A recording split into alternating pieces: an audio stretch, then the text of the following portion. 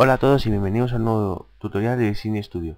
Hoy os enseñaré a descargar estos maravillosos efectos de sonido para intros o lo que queráis. Aquí os enseñaré algunos ejemplos, como este que os enseño aquí. Este ha sido un poco corto, así. No son muy largos algunos. Son efectos de disparo, etcétera. Y bueno, pues os voy a enseñar a descargaroslos. Aquí tengo el link de la descarga, que es este de aquí, en Megaupload, y este es el archivo RAR que os dejará cuando os metéis en el link de la descarga. Dais clic derecho, como siempre, extraer aquí.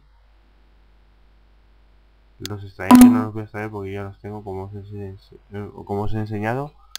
Vienen en varias carpetas, no sé ahora mismo si son 10, 14 por ahí. No son muchas, pero vienen varios efectos dentro de esas carpetas. Son 1, 2, 3, 4, 5, 6, 7, 8, 9. Me queda un poquito alargado de sonidos.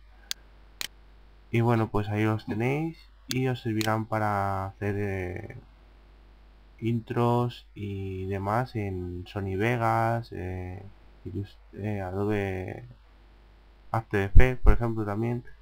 Bueno, vosotros ir probando y me enseñáis resultados si queréis abajo en los comentarios, o como siempre os digo, en mi página web. Un saludo, Disney Studios, y un pulgar arriba para seguir haciendo tutoriales, que nunca viene mal. Gracias y suscribiros.